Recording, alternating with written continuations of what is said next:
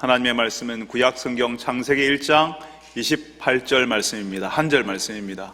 구약성경 창세기 1장 28절, 제가 가진 성경은 구약성경 2쪽입니다. 구약성경 2쪽 창세기 1장 28절 말씀을 우리 다같이 한 목소리로 읽겠습니다. 다같이 시작. 하나님이 그들에게 복을 주시며 하나님이 그들에게 이르시되 생육하고 번성하여 땅에 충만하라. 땅을 정복하라. 바다의 물고기와 하늘의 새와 땅에 움직이는 모든 생물을 다스리라 하시니라. 아멘. 오늘 우리에게 말씀을 여성의 달 첫 말씀을 전해주실 목사님은 양동훈 목사님이십니다. 구미 명곡교회를 담임하고 계시고 농사를 지으시는 목사님이십니다. 그리고 9자녀의 아버지이시기도 하시고 그 중에 6을 입양하신 분이십니다.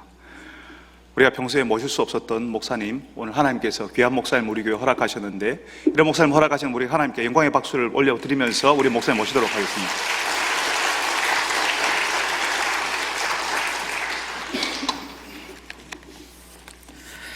기도하겠습니다. 하나님 아버지 감사합니다.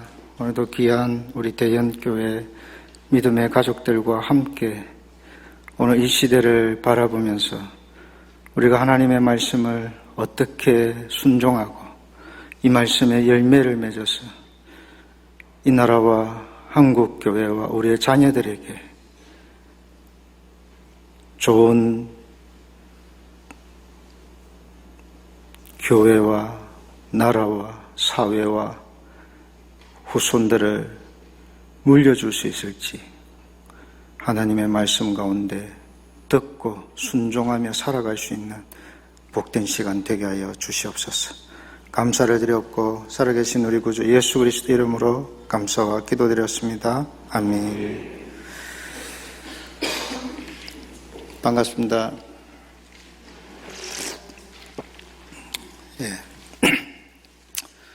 우리 정 목사님, 제가 친구라서 불러주셨습니다. 너무 감사하고, 제가 오늘 여러분들에게 하고 싶은 말은 많이 나아라, 이 말 하고 싶어서 왔습니다. 제가 어느 교회 해마다 가서 설교를 했더만 그날 이제 엘리베이터 안에서 한 교인이 여자 성도가 목사님 안녕하세요 이러면서 또 나라고 설교하러 왔지요. 지금 우리가 살고 있는 시대가 여러분 저출산 시대입니다. 이제는 저출산 시대라 하기에도 부족하고 초저출산 시대라고 보면 됩니다. 우리가 작년에 태어난 아이들 숫자가 26만 500명 태어났습니다. 여러분, 이 숫자 가지고 대한민국 운영이 되겠습니까? 서울의 초등학교 다 여도 부족한 아이들 숫자입니다. 합계 출산율이라는 게 있는데, 합계 출산율은 대한민국 여성이 평생 동안 살면서 몇 명의 아이를 놓느냐, 이게 합계 출산율입니다. 그런데 2021년도 합계 출산율은 0.81명. 대한민국 여성들 평생 살아가면서 아이 한 명 놓기도 어렵다 이 말이죠. 그죠? 1점 얼마가 돼야지 이제 아이가 한 명 태어나는데 0.81명이라는 거죠.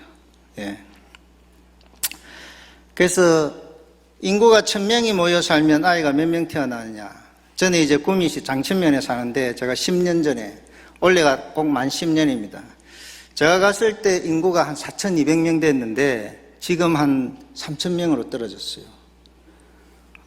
그 인구 1000명이 모여 살 때에 아이가 몇 명 태어나느냐, 그걸 우리가 조출생률이라 합니다. 5명 태어납니다. 5명. 우리가 지금 이 출산율 추세로 가면 2100년도 대한민국 인구가 얼마가 되느냐? 1600만 또 1700만 정도 봅니다. 우리나라 통계가 정확합니다. 여러분 뭐 대통령 선거, 국회의원 선거고 그 설문 해갖고 통계를 탁 내면 오차 범위가 얼마 없잖아요, 그죠? 지금 이런 추세로 가면 우리 대한민국이 2100년도 얼마 남았습니까? 이제 80년도 안 남았습니다. 그때의 인구가 많으면 1700만, 적으면 1600만이라는 거죠. 나라 망한 거 아닙니까? 나라 망한 거예요, 그거. 그런데 지금도 대한민국은 2500만 이상이 서울, 경기, 인천, 수도권에 다 모여 살잖아요. 그때도 1400에서 1500만은 서울, 경기, 인천에 모여 산다라는 거죠. 그러면 나머지 200만 해가지고 5개 광역도시, 경상북도, 경상남도, 전라남도, 전라북도, 충청남도, 충청북도, 강원도, 제주도. 그러면 이미 다 망한 거 아니겠습니까? 예? 그렇잖아요, 그죠? 근데 이 저출산을 정말 심각하게 생각하는 정치 지도자들, 교회 지도자들이 없다라는 겁니다. 심지어 다음 세대를 이야기하면서도 저출산에 대해서 언급하지 않는 목사님들이 너무 많다라는 거예요. 제가 고등학교 1학년 때 불신가정에서 나와서 예수를 믿고 그럴 때에는요, 저희 한 반에 보통 보면 60명에서 65명, 중학교도 그렇고 고등학교도 그렇고 초등학교는 2부제로 막 운영을 하고 그랬습니다. 그죠? 제가 부산에서 학교를 다녔는데, 지금 생각해보면 저는 저희 집은 폐교 가문입니다. 폐교 가문. 제 나온 초등학교 폐교됐습니다. 제 나온 중학교 폐교됐습니다. 우리 자녀들 나온 초등학교 폐교됐습니다. 우리 지금 아이들 다니고 있는 학교 전교생이 19명입니다. 폐교 가문이에요, 우리는.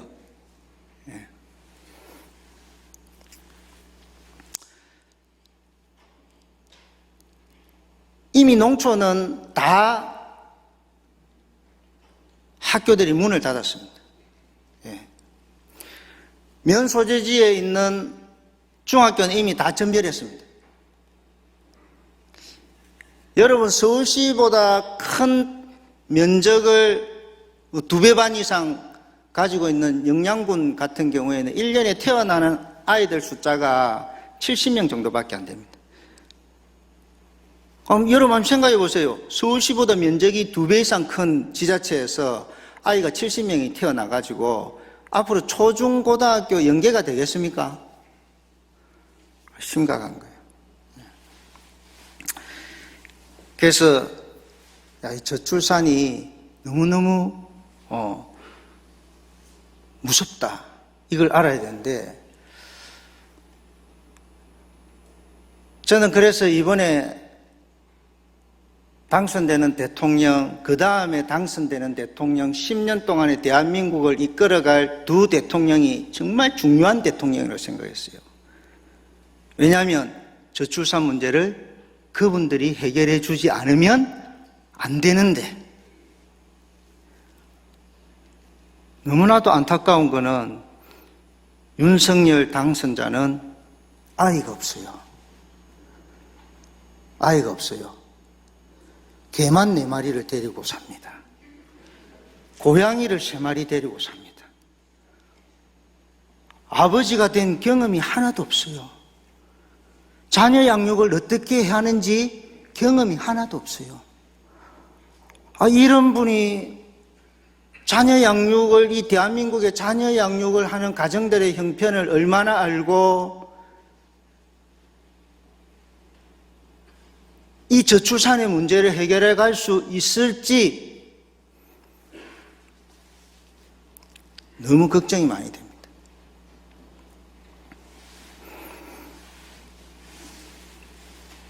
저는 국민의힘당 경선할 때 최재형 씨가 좀 되기를 원했어요.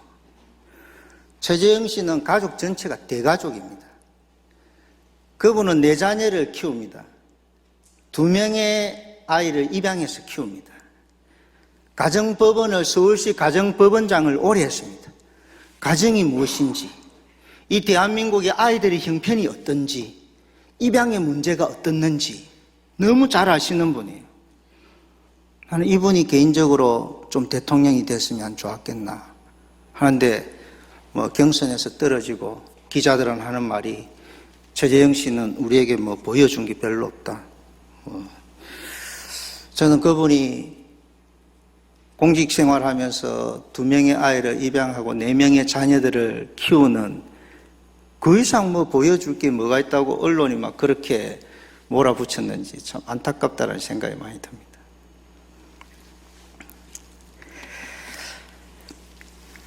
여러분, 2100년도 저는 그때까지 살아있지 못합니다. 그런 문제는 저의 자녀들, 우리 여기 계신 연세 많으신 우리 성도님들의 손주들, 손녀들의 시대지 않습니까? 그 시대가 인구 1600만으로 유지될 수 있는 대한민국이 아니라는 거죠.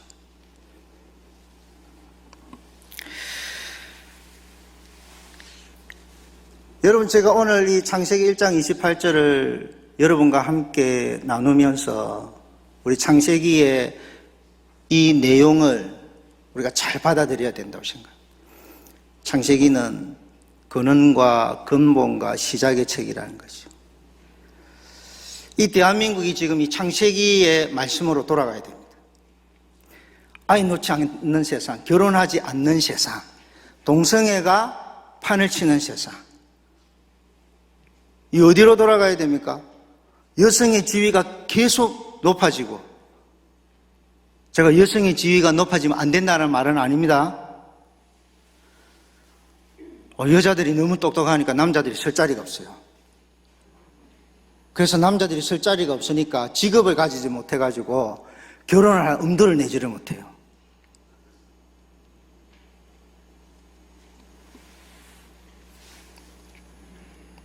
그래서 지금 이 역할이, 남자와 여자의 역할이 바뀌어가지고 이 가정이 온전히 이루어지지도 않고 자녀들이 출산이 되지 않는 이런 경우를 우리가 맞이하고 있다는 겁니다. 여러분, 저는 한국교회가 또 성도들이 오늘 이 첫 말씀, 생육하고 번성하고 땅에 충만하라는 이 말씀으로 저는 돌아가야 된다고 생각합니다. 이 말씀을 순종하는 것이 하나님 가장 기뻐하시는 삶입니다. 여러분, 하나님은 이 창세기 1장을 통해서 자기 자신을 계시하시는 창조주 하나님으로 계시하셨어요. 세상의 주인이다 이 말입니다. 그죠? 못 가진 게 없으신 분이다 이 말입니다. 능력이 못하는 것이 없는 능력자라는 거지요. 그런데 그 하나님께서 창조를 하시면서 자기가 하신 그 창조의 모든 것에 심히 만족하셨다는 거예요. 기뻐하셨다는 거예요. 그걸 우리가 좀 어려운 말로 자충족이라 합니다. 여러분, 내가 돈이 많고 내 자식들이 잘 되고 하는 사람마다 잘 되고 우리 자녀들이 막 그냥 세상에서 유명인이고 인정받고 이러면 여러분 부족한 게 없잖아. 그지요? 예? 그러고 혹 내 자녀가 뭔가 실패했다 하더라도 내가 다시 일으켜 줄 수 있는 능력이 있다 이러면 내 스스로도 굉장히 만족스러운 사람이잖아요. 그지요? 예. 하나님은 그런 분이다라는 거죠. 예. 그런 하나님을 우리가 어떻게 만족시킬 수 있느냐. 예. 우리는 이런 생각을 없애야 됩니다. 하나님을 만족시킬 수 있는 것은 아무것도 없습니다. 교회를 멋지게 짓는다고 하나님을 만족시킬 수 없습니다.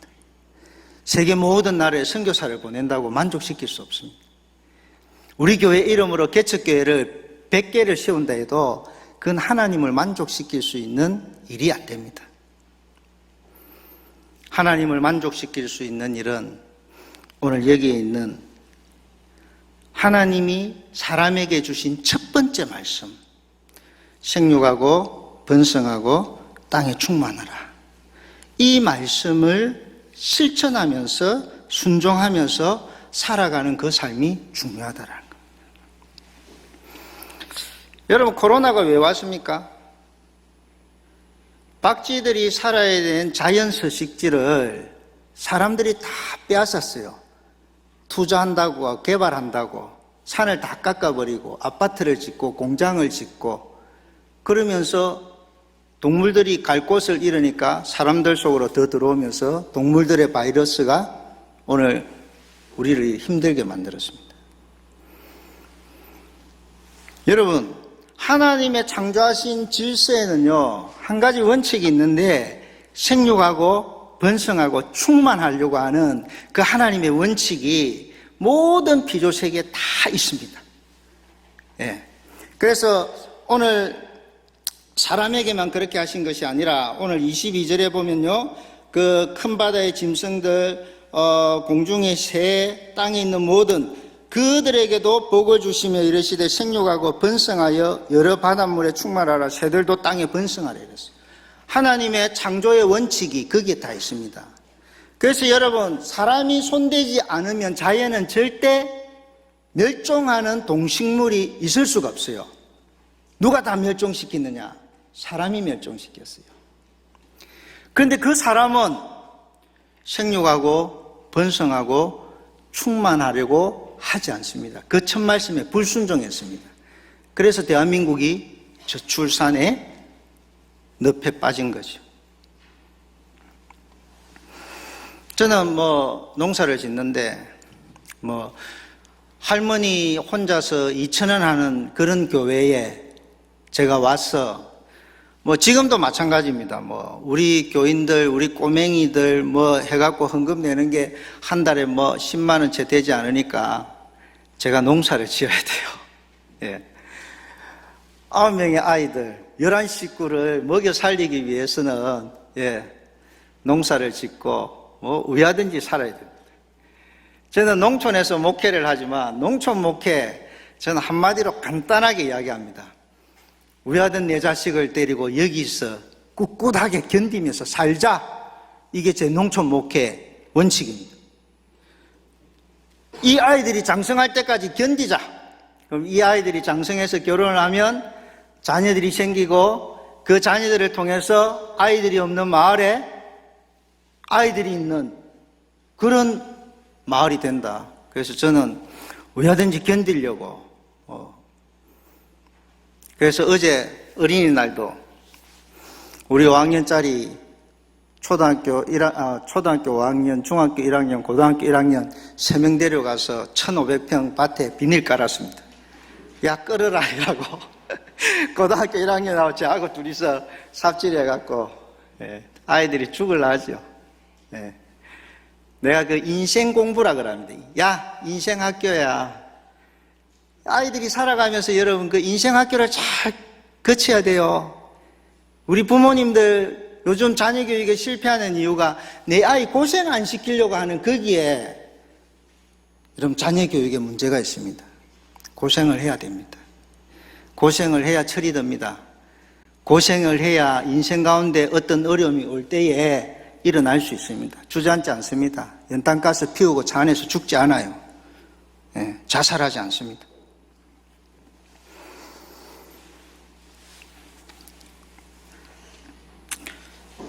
그래서 여러분, 제가 보니까요, 무도 있지요. 몇 년 전인가 무가 가뭄이 심했어요. 가뭄이 심하면 무가 어떻게 되겠습니까? 예? 무가 하는 일이 뭐겠어요? 예? 창조의 원칙이 생육하고 번성하는 거예요. 무가 꽃대를 피웁니다. 꽃대를. 신기하지 않습니까? 지가 말라 죽어가는데 꽃대를 딱 피워갖고 씨를 만듭니다. 여러분 참치고 고등어고 생선이고 막 이렇게 잡혀봐요. 그물 속에서. 지가 마지막 죽는 줄 알면요 막 산란을 합니다. 산란을. 왜? 하나님의 원칙이, 창조의 원칙이 생육하고 번성하고 땅에 충만하기 위해서.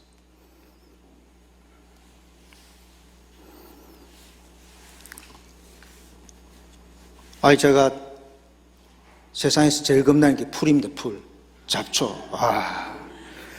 얼마나 잘 자라는지. 그 놈들은 그럼도 안 해도 왜 그래 잘 자라는지. 1,500평에 제초제 약 치는데 40만 원 들었어요. 시기를 놓쳐가지고. 근데 제초제를 치니까 며칠 뒤에 가보니까 이놈들이 막 꽃을 피웠어요. 꽃을. 지 죽는 줄 알고. 하나님의 창조 질서가 이렇구나. 그런데 하나님의 형상을 따라 하나님의 모양대로 지음을 받은 사람은 이 말씀을 제일 불순종하면서 살아간다는 거예요. 제가 어느 교회 가서 설교했더만 어느 권사님 한 분이 막 회개를 해요. 왜? 독신녀로 살았어요. 오늘 목사님 설교 들으니까 내가 하나님 앞에 너무 큰 죄를 지은 것 같다. 지금 설문조사를 했는데 초등학교 6학년 아이들을 설문조사했어요. 결혼 필요 없다. 나는 앞으로 결혼 안 한다. 자녀 필요 없다. 초등학교 6학년들이 이미 그런 사고를 가지고 있어요. 우리 대형교회 우리 젊은 미혼 청년들은 절대 이런 생각을 하면 안 됩니다. 결혼을 안 하는 것은 하나님 앞에 가장 불순종하고 죄악입니다. 죄악. 결혼해갖고 알을 안 낳는 거 하나님 앞에 큰 죄악입니다. 하나님의 가장 큰 영광은 마지막 날 재림하실 때에 왕의 백성들이 정말 땅끝을 뒤덮고 나와서 그 만왕의 왕을 맞이해야 되는데 왕의 백성이 없다. 그 왕의 강림이 얼마나 초라하겠습니까? 여러분 그렇지 않습니까?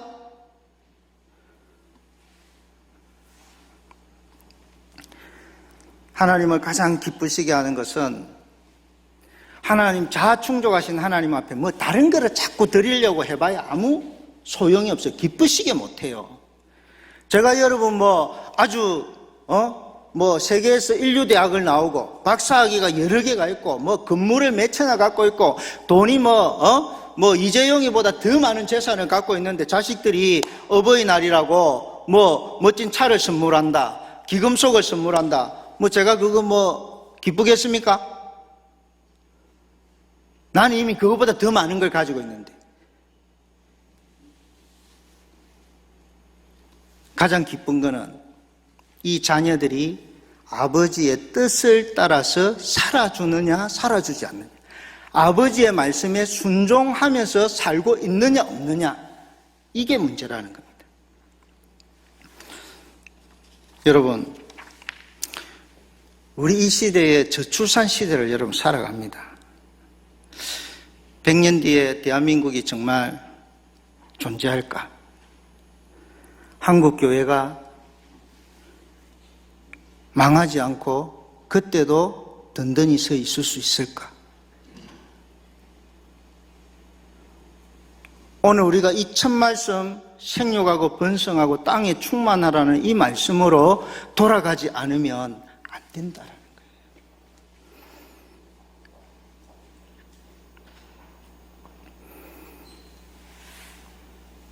저는 늘 세 가지가 마음에 있습니다. 어떻게 하면 이 땅의 아이들을, 여러분 이 땅에 부모 없이 가정 없이 살아가는 아이들이 많습니다. 어떻게 하면 이 아이들을 살릴 수 있느냐? 어떻게 하면 아이들이 없어서 망해가고 있는 이 농촌을 살릴 수 있느냐? 이 저출산의 문제를 어떻게 극복할 수 있느냐? 이 세 가지가 제 기도 제목이고 제 목회고 제 간절한 바람입니다. 대부분의 사람들은 아이를 키우는데 돈이 있어야 된다 이렇게 생각합니다. 생육하고 번성하고 땅에 좀 충만하는데 다자녀로 다둥이 가정으로 살려고 하면 돈이 있어야 된다 생각합니다. 우리 여기에 출가 다 시키고 연세가 많으신 우리 성도님들, 자녀들 돈으로 키웁니까? 우리 장로님 권사님들 돈으로 키웠습니까? 아니시요. 돈으로 키우는 게 아니시요.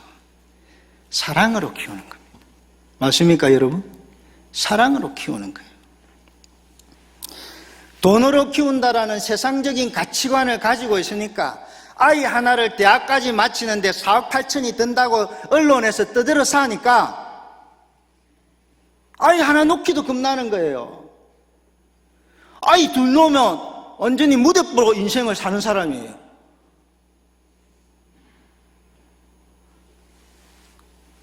우리가 하나님의 말씀을 모르니까 세상적인 가치관에 얽매여서 그냥 살아가는 거예요.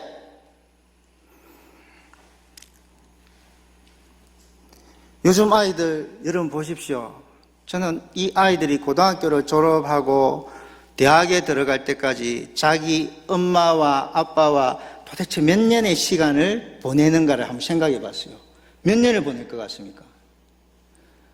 하루 24시간으로 따지면요 2년, 3년도 채 함께 살지 못합니다. 왜 그렇습니까? 태어나자마자 산후조리원에서 엄마하고 아이 떨어져가 있죠. 젖 먹이는 시간에만 젖 몇 번 먹이고는 어떻게 합니까? 직장으로 가지요. 직장에 가는 동안에 아이들 어린이집에다 맡겨놓지요. 유치원에 맡겨놓지요. 하루 종일 퇴근할 때까지 있습니다. 그지요? 예? 그러다가 이제 초등학교 들어가고 이러면은 방과후까지 하고 학원에 보내고 이러면은 부모님들 늦게 들어오고 이러면 그 시간들을 합치면요. 진짜 길어야 3년, 4년, 고등학교 졸업할 때까지 그 시간밖에 안 있어요. 그 아이들이 부모의 신앙을, 부모의 가치관을 언제 물려받습니까? 언제? 부모를 떠나는 순간에 아이들은 세상적인 가치관에 물들어 세상 사람 다 돼버리고 신앙도 다 져버리고 목사님의 자녀도 여러분 부모를 떠나서 서울에 가니까 예배를 안 드려요. 교회를 안 가요. 목사님 부끄러워 말을 못해.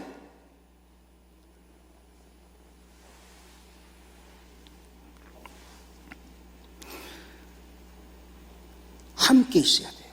저는 우리 자녀들 보라 늘 설교할 때 저는 우리 지금 코로나 때문에 제가 전도해갖고 오신 분이 우리 동네에서 연세 많으신 90다 이상 되신 분들이 오다가 이제 코로나 때문에 안 옵니다. 그럼 우리 가족들끼리 드려요. 예배 드려요. 저는 우리 가족들하고 예배 때 우리 아이들에게 초점을 맞춰서 설교합니다. 어떨 때는 제가 그런 이야기 자주 해요. 아빠 유언이야. 아빠가 없어도 너희들은 이렇게 살아야 돼. 우리 딸이 그래요. 아빠가 강조하는 거 좋은데 제발 유언이라는 말은 좀 쓰지 마지. 그만큼 중요하다는 거예요. 저는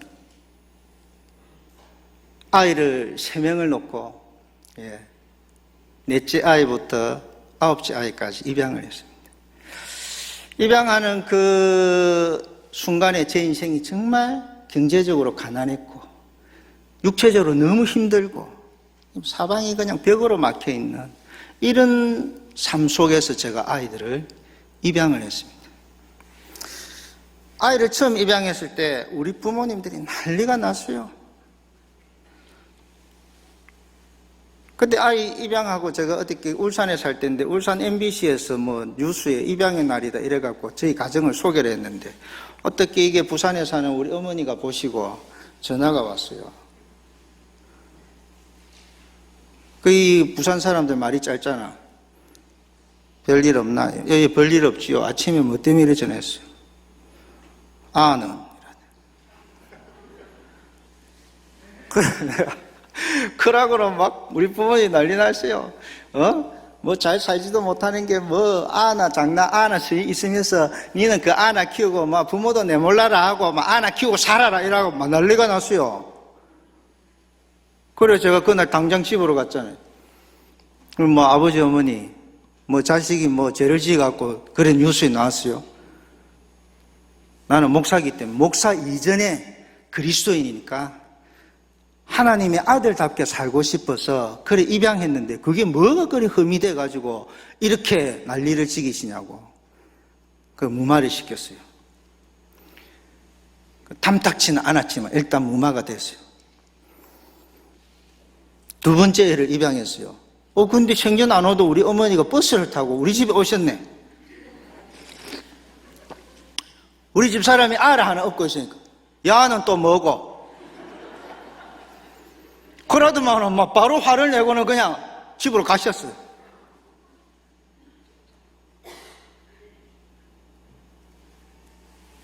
그리고 우리가 세 번째 입양할 때는 우리가 안동으로 갔거든요. 부산하고 안동이 멀잖아요. 우리 집사람, 야, 이어서 그냥 부모님 눈치 보지만 마음껏 입양하자 이래갖고 막 거기서 또 입양을 했어요. 그러다 이제 구미 명곡교회로 왔는데, 아들이 그래도 교회 왔다니까 부모님이 한 와야 되잖아요. 근데 아가 둘이가 더 왔어. 서로 우리 집사람은 당신이 이야기해.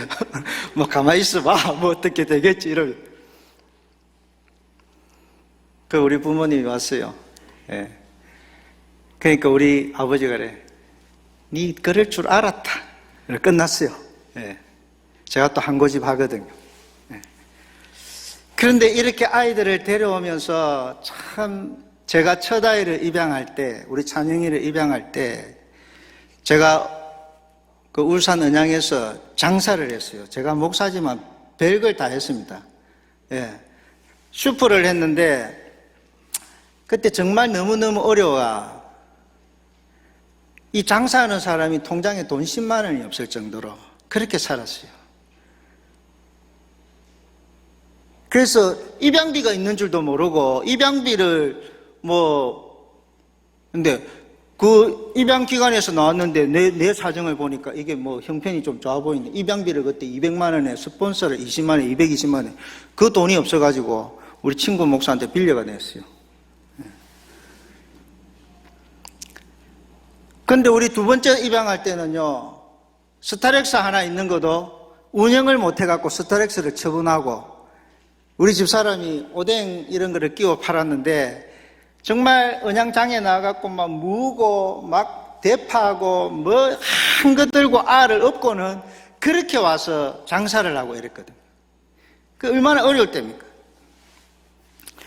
우리 셋째 인영이를 입양할 때는요, 제가 안동으로 가서 그 밭에가 일용직 들리를 하면서 살아가면서 입양을 했습니다.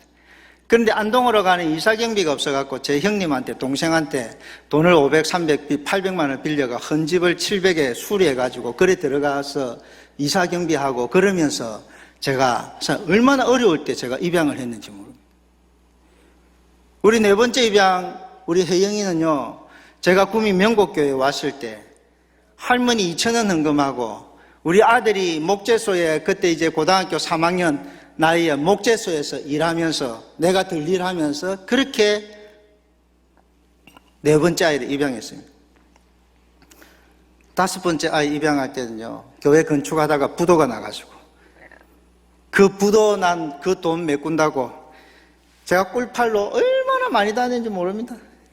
저 영종도부터 시작해갖고 인천, 서울 막 밤새도록 차 타고 올라가고 아는 목사님한테 가 꿀 좀 팔아달라고 거기서 또 김해까지 갔다가 부산 갔다가 저는 고속도로 휴게소에서 그렇게 자보긴 처음이에요.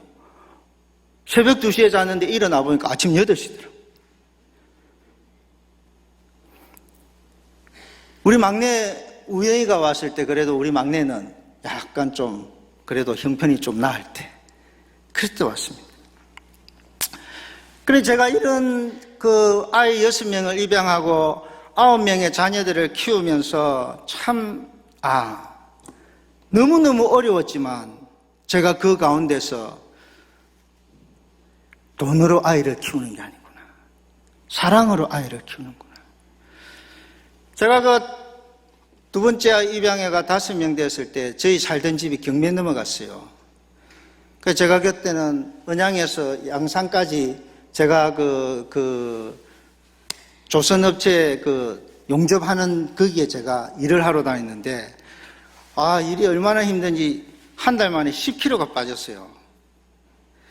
근데 첫날 가니까 막 이런 한 50kg 되는 철근 용접해 놓은 거를 이런 데다가 들어 올려가지고 막 용접티 그 있잖아요. 똥을 갖다가 막 갈아야 되는데, 어이, 뭐 뜨겁지? 막 올리려니까 막 너무 힘든 거예요. 그런 일을 하니까 막 그냥 한 달에 한 10kg가 빠지는데,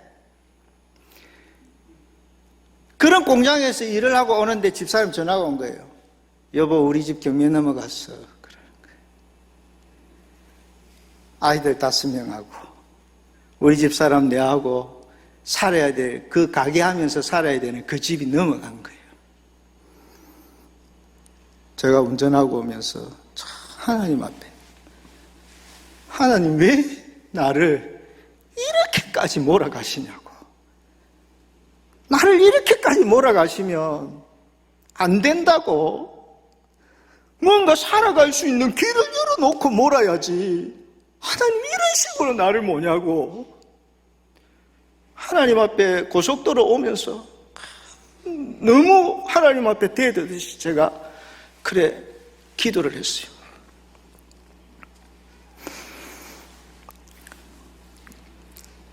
여러분, 생육하고 번성하고 땅에 충만하는 이 9명의 자녀를 데리고 11식구를 거느리면서 살아간다는 이 삶이 여러분 쉬운 삶이 아니에요. 저는 이 삶을 생각하면서 이 삶이 정말 쉽지 않은 삶이구나. 이거는 아침에 눈을 떠서 저녁에 집에 돌아와 잠자리를 들 때까지 내가 져야 될 십자가구나. 매일의 삶 속에서 일상의 그 십자가가 늘 보이니까 이 삶이 십자가를 지는 삶이구나. 여러분, 우스갯소리지만 제가 운동회만 지금 21년째인가 22년째를 다니고 있습니다. 앞으로 8년을 더 다녀야 됩니다. 작년에 그래도 코로나 2년 때문에 쉬운 게 다행이에요. 운동회가 제일 겁납니다. 가면 아이들 4명이 있으니까 천군, 백군, 나눠지가 있는데 엄마 아빠하고 뛴다 하면 부모가 둘이가 모자라는 거예요. 우리 큰아들 둘째 딸내미 데려가 니는 저 뛰고 니는 여 뛰고 한 몇 번 뛰고 나면 힘이 없어요. 기저귀만 제가 30년째 쓰고 있습니다. 이런 것도 조그만 십자가지만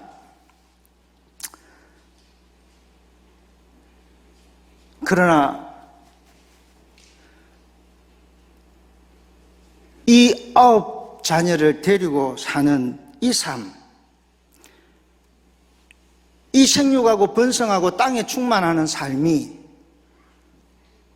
오늘 한국교회와 이 대한민국과 내 자녀들이 살아가야 될 이 미래 세상에 정말 필요한 삶이구나. 저는 그렇게 생각합니다. 여러분, 앞으로 우리 대형교회도 대구 인구가 자꾸 줄고 있잖아요. 그죠? 안 줍니까? 제가 볼 때 대구 인구 자꾸 줍니다. 제가 어디 파동인가 어디 가서 설교를 했더만 거기 아파트도 많은데 그 앞에 학교가 초등학교이네요. 초등학교가 폐교된다 하더라고요. 예. 저도 부산의 학교가 다 폐교가 됐습니다. 여러분, 1년에 대한민국의 학교가 100개 이상 폐교가 됩니다.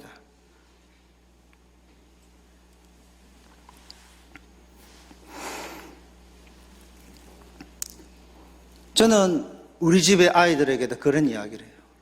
얘들아,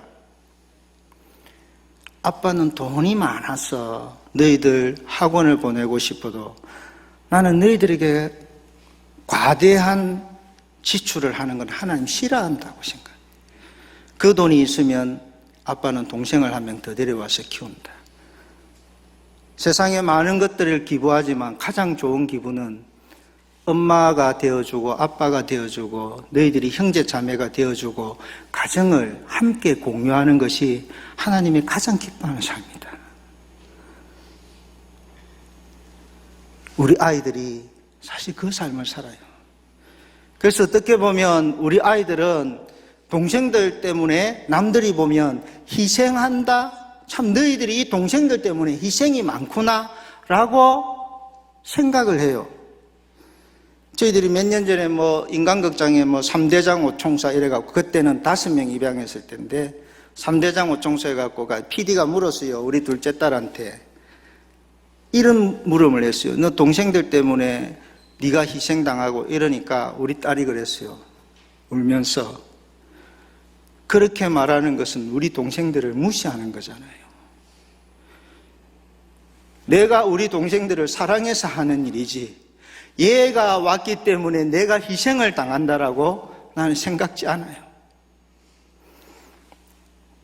우리 아이들은요, 큰아이가 원래 29인데 중학교만 나왔습니다.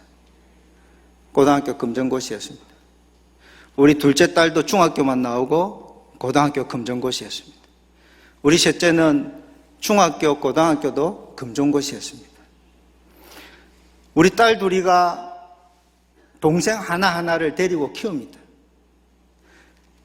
우리 둘째 딸이 키우는 시영이는 생모가 이 누나보다 1살 어려요. 예. 우리 막내가 키우는, 셋째가 키우는 막내는요, 23개월을 시설해서 자라다가 왔는데, 얘는 우리 집에 오니까 보통은 이제 시설에서 가정으로 가면요, 애가 적응이 안 돼가지고 시설 원장이 전화 와요. 애가 오늘 밤에 잘 지냈습니까? 전화 오는데, 우리 얘는 오자마자 새벽 3시까지 놀았어요. 또 다른 보육원에 온 거예요. 아이들이 많으니까. 예. 환경이 그냥 보육원하고 똑같아. 그러니까 아무 어려움 없이 적응을 하고, 새벽 3시까지만 놀다가 시설에서 6시에 일어나니까 6시에 또 일어나서 지 혼자 놀았어요. 그런데 우리가 5번째 아이까지는 전부 다 한 2개월 신생아 때 저희들이 입양을 해서 우리 가정에 왔어요. 그냥 내가 놓은 아이하고 똑같아요. 정이 생기고. 예. 그런데 23개월 만에 온 이 아이는요, 엄마 어디 있어요? 이러면 지 가르치고, 아빠 어디 있어? 하면 지 가르치고. 이게 2년을 걸렸어요, 2년. 엄마 어디 있어? 아빠 어디 있어? 보육원에서 일하는 그 직원들이 아이를 자기 아이같이 안 돌보다 보니까 아이가 대소변도 지금까지 가리지 못하고 말도 늦고 한쪽으로만 눕혀 놔놓으니까 여기가 찌그러져 가지고 있고 척추는 휘어지가 있고 걷는데 자꾸 자빠지고. 우리 딸들이 이 막내 때문에 너무너무 한 2년은 우울증으로 걸렸어요. 우울증. 여러분, 정인이 사건 여러분 기억하시죠? 저는 그 부모를 욕하지 않습니다. 입양해보지 않은 분들이 욕을 해요. 아이 키워보지 않은 분들이 욕을 해요. 힘듭니다.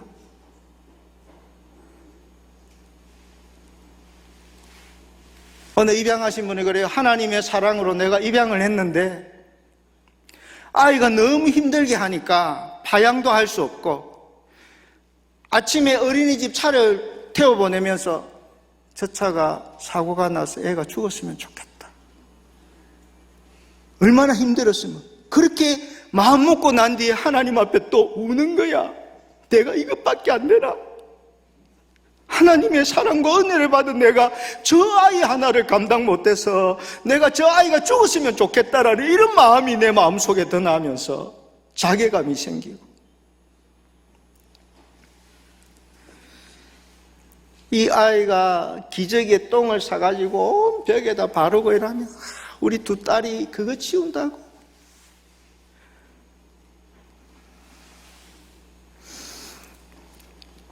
근데 이번에 이 막내가, 우리 셋째가 그림을 그려, 얼굴 그림을 그려서 화난 얼굴, 기쁜 얼굴, 슬픈 얼굴 이런 거 보여요. 우영아, 이 사람 어때? 이러니까 기분 나빠. 이 사람은 화났어. 이 사람은 슬퍼 보여. 그러면서 한다면 나 행복해. 묻지도 않았는데 나 행복해.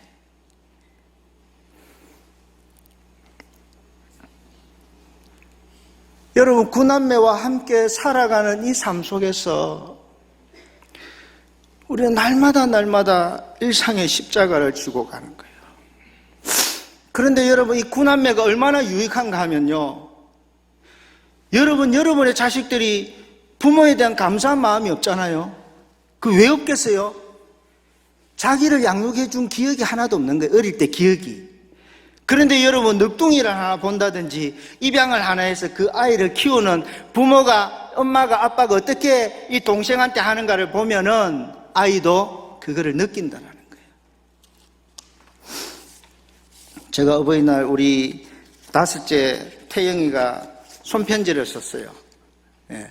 선생님이 이 편지를 그 카톡으로 보냈어요. 근데 우리 태영이가 얼마나 애가 그거 한가 하면 가르쳐 주지도 않았는데 중학교 입학해갖고 학교를 제일 먼저 등교를 합니다. 등교를 해가지고 자기 반 청소를 다 하고 환기를 시키고 겨울에는 온풍기 틀어놓고 교문실까지 청소를 하니까 선생님들이 누가 이랬노? 이래갖고 소문이 다 났어요. 그래 우리 태영이가 이 손편지를 썼는데 이 손편지를 받아보고 선생님이 저희 집사람한테 문자 보내기를 태영이를 가르치게 되어서 교사 생활 가운데 가장 행복하다고 그렇게 카톡을 보냈어요. 부모님께 엄마 아빠 저 태영이에요. 저는 엄마 아빠에게 감사한 게 정말로 많아요. 덕분에 중학교도 열심히 다니고 있고요. 학교 갔다 오면 하루 동안 있었던 일 들어주시는 그런 사소한 것도 너무 고맙고요. 무슨 일이 생기면 해결해 주시는 것이 너무 좋아요. 그런 엄마 아빠를 보면 나도 자식에게 그렇게 해줘야겠다라는 생각이 들어요. 나는 우리 가족이 너무 행복하고 자랑스러워요. 비록 평소에 가족과 떨어져 있을 때가 더 많지만 그 누구보다 우리 가족이 좋아요. 엄마, 아빠, 나 그리고 형, 동생들을 입양해 주셔서 감사해요. 우리 가족에 입양되지 않았더라면 지금처럼 행복하고 사랑스러운 가족과 살지 못했을 거예요. 엄마, 아빠 정말로 우리 가족을 만들어 주셔서 감사하고 사랑해요. 나는 그 누구보다 우리 가족이 좋아요. 엄마, 아빠 사랑해요. 어버이날 아들 양태영 올림. 우리는요, 아이들이 다 입양된 거를 스스로가 알게 해요. 예. 제가 어느 교회 설교하러 갔더만 그 담임 목사님 그래요. 우리 선교사 가정에 아이가 입양이 됐는데 한번 파양됐다가 입양이 됐대요. 그 선교사님 가정에. 그런데 얘가 고등학교 2학년 때까지는 교회에서 정말 모범적인 아이였는데 이제 고3이 되면서 그 아이의 마음속에 내가 두 번 다시는 파양 안 되어야지. 내가 잘 살아야지. 이런 마음이 애를 계속 짓누르고 있다가 고3이 되면서 공부와 함께 애가 폭발을 한 거예요. 그래서 막 여기를 껐어요. 몇 번을 껐어요. 병원에 뭐 3번, 4번을 입원을 하고. 파양된 아이가 또 파양되기 싫었어. 그리고 입양됐다라는 그 사실이 그 부모들이 공개적으로 이야기를 하지 않으니까 이 입양이라는 게 부끄러운가? 우리 엄마 아버지가 나를 입양한 게 부끄럽나?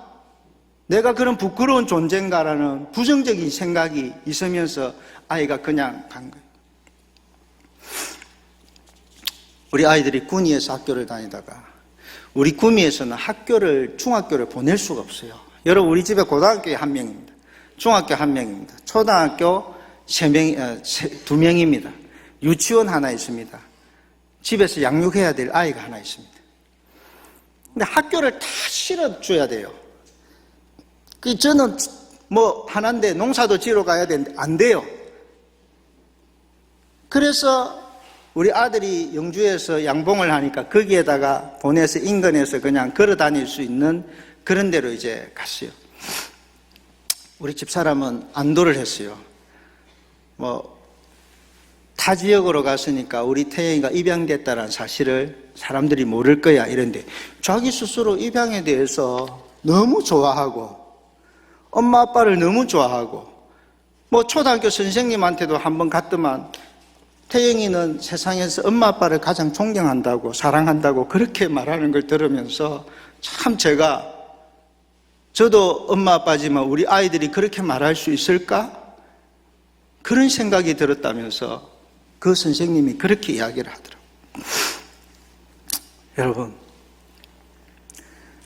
가족이 함께 생육하고 번성하고 정말 충만하는 이런 다자녀의 가정을 데리고 산다라는 것은 하나님의 축복이고 하나님의 선물이고 이 속에서 우리가 알지 못하는 것들을 많이 누릴 수 있다는 겁니다. 이번 어린이날도 저희들은 그 아이들에게 생일날은 선물을 안 해줍니다. 왜냐하면 그 생일된 아이에게 선물해주면 다른 아이들도 선물을 받고 싶어 해가지고 5월 5일하고 성탄절에만 선물을 해줍니다. 예. 근데 이제는 제가 안 합니다. 저거 누나하고 형이 그 제가 주는 용돈 저거가 뭐 받은 거 이런 걸 갖고 있다가 아이들한테 선물을 해줘요. 자기들한테 하나도 안 쓰고 너무너무 제가 봤을 때 너무너무 감사한 거예요. 그런데 우리 호영이도 그 인간극장에서 뭐 그런 이야기를 했어요. 예. 동생들이 오는 거에 대해서 부담이 없느냐? 아니요. 어떤 동생이 올까 너무 기대돼요. 그 동생들하고 지내는 삶이 너무너무 좋다라는 거예요. 예. 그래서 우리 호영이는 사실 우리 집의 자녀들은 제가 좀 벨라가지고 이제 개척교회 한다고 막 지하에서 이렇게 하고 뭐 이러다 보니까 우리 아이들은 성경학교 한 번도 해본 적이 없어요. 목사 아들인데도 수련회를 한 번도 해본 적이 없어요. 그런데 이제 구미 명곡교회 와서 경기도 쪽에 어느 청년들이 와가지고 자기 교회 수련회 한데 따라갈래 이렇게 해서 우리 호영이가 그 수련회를 갔어요. 근데 우리 호영이가 가면서 기도 제목이 아빠 같은 은혜.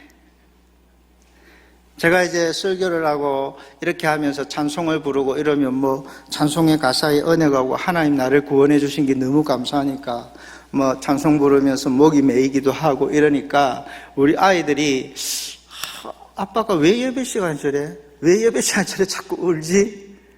이러니까 아빠 같은 은혜 나도 한번 받고 싶다. 하나님을 나도 한번 만나고 싶다. 이게 이제 우리 아들의 소원이었어요.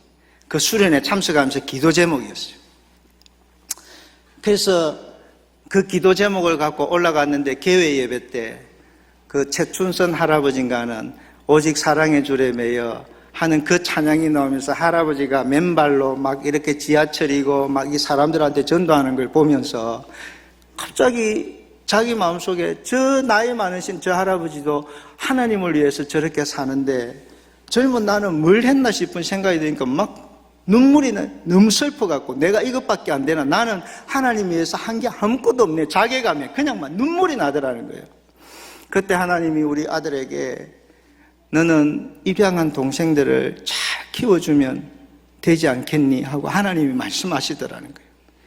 그러면서 입양한 동생들이 머릿속에서 이렇게 하나님이 보여주시는데 자기가 이 아이들, 이 동생들을 잘 키우겠다고 하나님 앞에 그렇게 고백을 하고 집에 와서 자기 엄마한테 그런 이야기를 했어요. 저희들이 무작정 이제 안동으로 갔을 때 이제 뭐 그 사과밭에 이런 데 가서 일을 했거든요.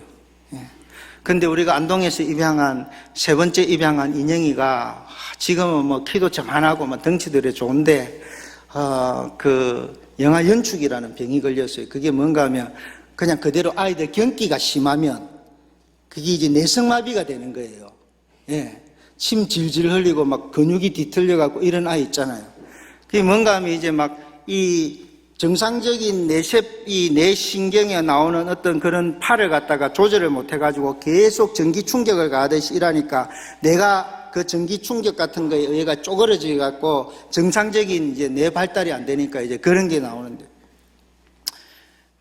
대학병원에 데려가서 아이를 검사를 해야 되는데 그 돈 한 몇백이 없어가지고 거리에 있다가 우리 아들하고 이야기를 했어요. 호영아, 이번에 사과밭에 가면 이 돈 가지고 우리 인형이 병원에 좀 가자.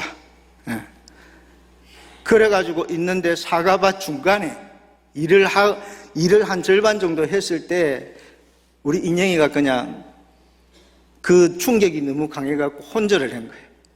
집사람 전화가 왔어요. 그때 제 마음은요, 1시간 동안 차를 타고 가는데 이 바보 같은 게, 능력도 없는 게, 돈도 못 버는 게 괜히 아이를 데려와가지고 이 고생을 시켜. 아빠로서 너무너무 슬픈 거예요. 아빠로서 자식에게 해줄 수 없는 그 아빠의 마음. 집에 가서 그 아이를 붙잡고 하나님 앞에 그냥 뭐 기도도 안 돼. 우리 인영이는 사랑받기 위해 태어난 사람. 하나님 앞에 한송하면서 하나님 이 아이를 살려주세요. 그러고는 이제 부산 경남 양산의 부산대학병원에 그 아이를 데려갔어요. 하나님 은혜로 약을 처방받고 그 아이가 그때부터 경기를 딱 그만두면서 지금까지 하나님 은혜로 이제 정상이 됐어요. 그때 내가 우리 아들 보고 그랬어요. 호영아, 너무 고맙다. 네가 인영이 위해서 이렇게 사과밭에서 일해가 이 돈을 벌었어. 이렇게 인영이를 병원까지 가게 해서 고맙다 이러니까 우리 호영이가 그래요. 아빠, 인영이가 이제 웃음을 찾아서 나는 좋아. 그러고는 했는데 나는 그게 단 줄 알았어요. 근데 이놈이 수련회 갔다 와갖고 아버지 자기 엄마한테 하는 말이 이래 말했어요. 엄마, 그때 사과밭에서 벌었던 돈 한 150만 원이 우리가 이 겨울을 나기 위해서 보일러 기름도 사야 되고 양식도 사야 되고 아빠가 또 기름 넣고 가서 일을 내가 돈을 벌어와서 우리가 이 겨울을 나야 되는데 이거를 인영이한테 다 엮고 나니까 엄마, 나는 이 겨울을 어떻게 나나 걱정이 너무 많았어. 고등학교 2학년 나이 아이가 이제 그 이야기를 했어요.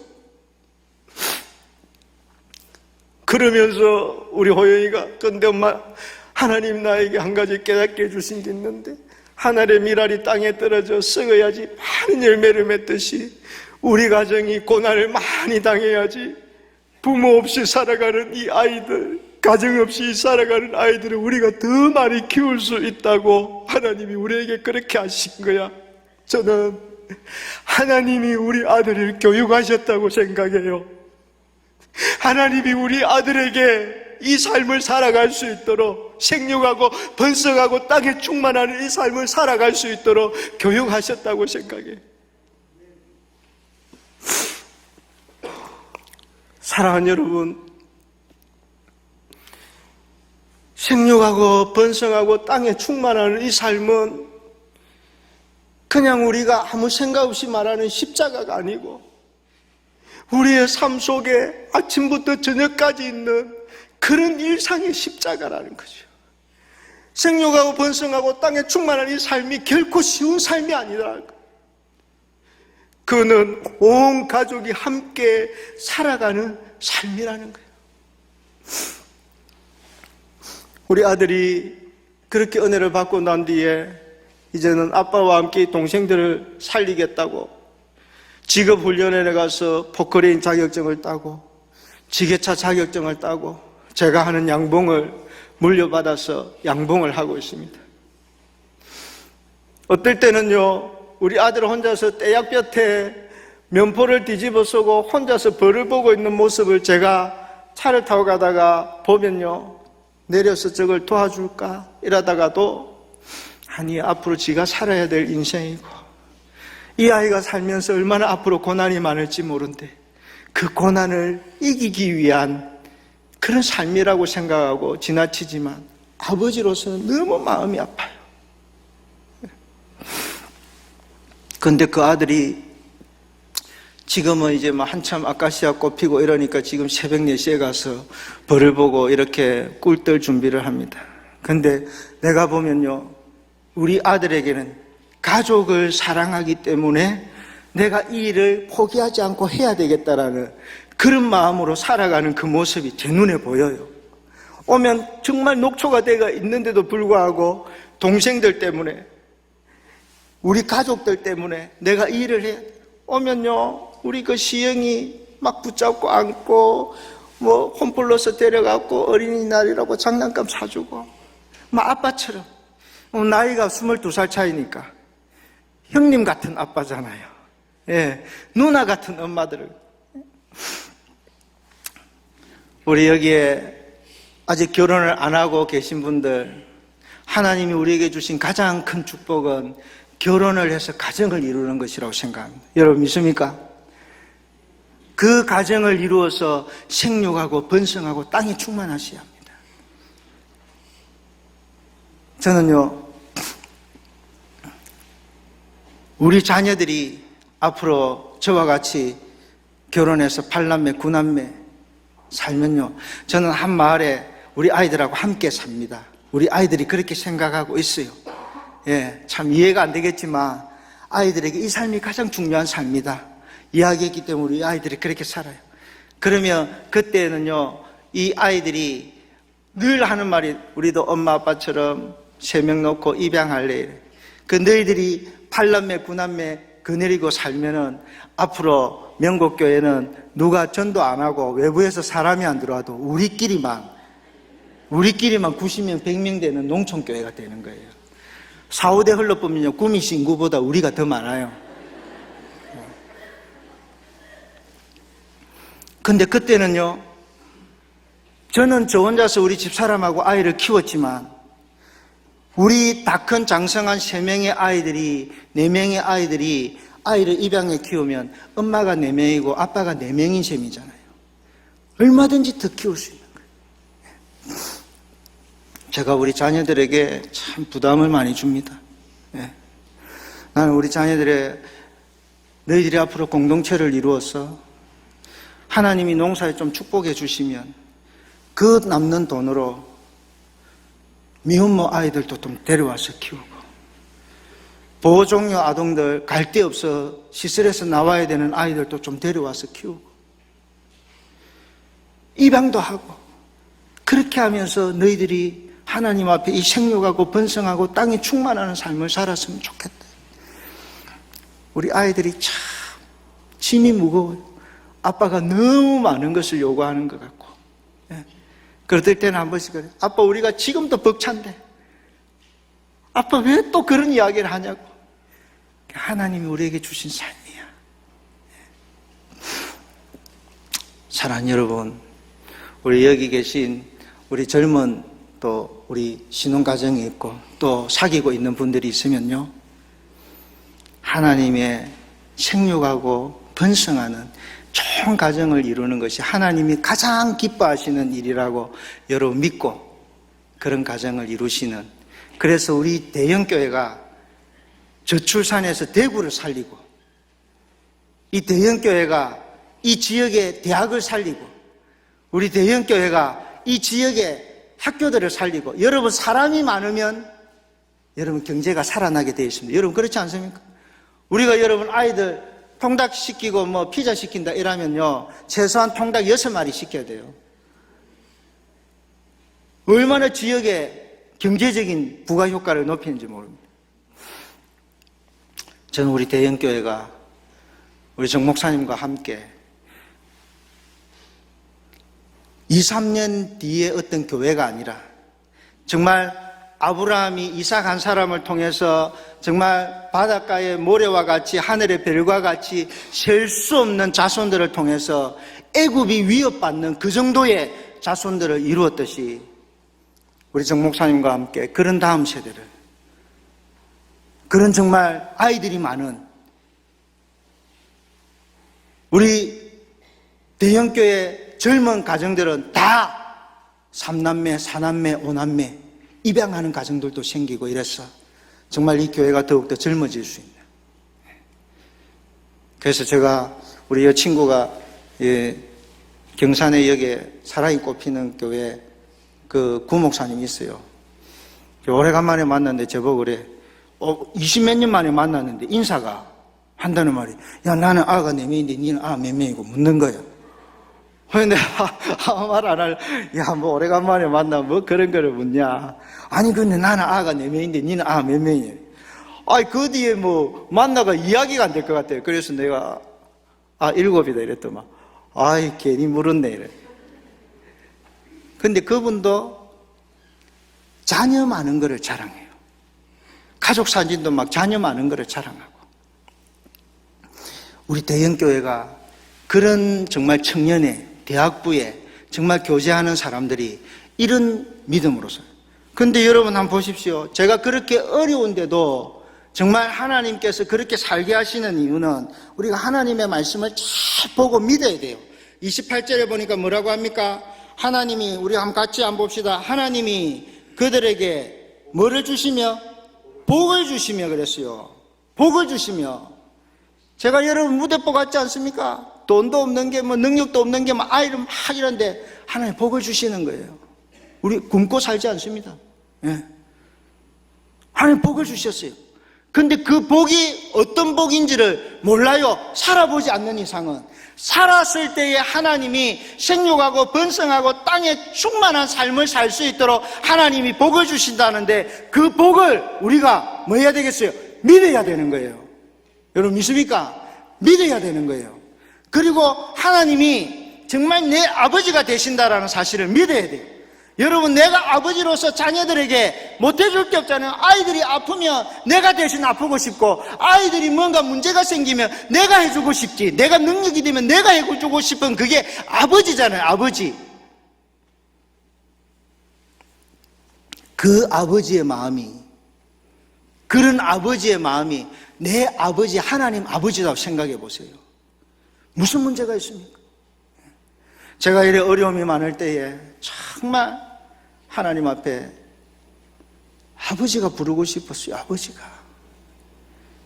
그래서 뭐 가게를 보면서 오늘 내가 문을 닫고 아버지를 한번 만나야 되겠다, 그 생각을 하고, 제가 살았던 데가 그 농촌 지역이기 때문에 가을에 벼를 다 수확하고 난 그 농촌 들판에 한 40분을 걸어가 가지고 그 새벽 2시에 아버지 하고 부르는데, 내가 이 아버지라고 부르는 이 말에 내가 하고 싶은 말이 다 올라간 거예요. 여러분 믿습니까? 교회 와서 그냥 뭐 다른 기도를 안 해도 아버지 하면 하나님 아버지가 내 마음속에 있는 모든 것들을 다 듣고, 내가 네 마음을 안다, 내가 네 모든 걸 안다. 걱정이 사라지고 근심이 사라지고. 왜? 그 아버지니까. 그 아버지가 생육하고 번성하고 땅에 충만하는 삶을 살면 내가 책임져 주겠다, 복을 주겠다, 그렇게 말씀하시는 거예요. 여러분, 이게 믿음이라는 거지요.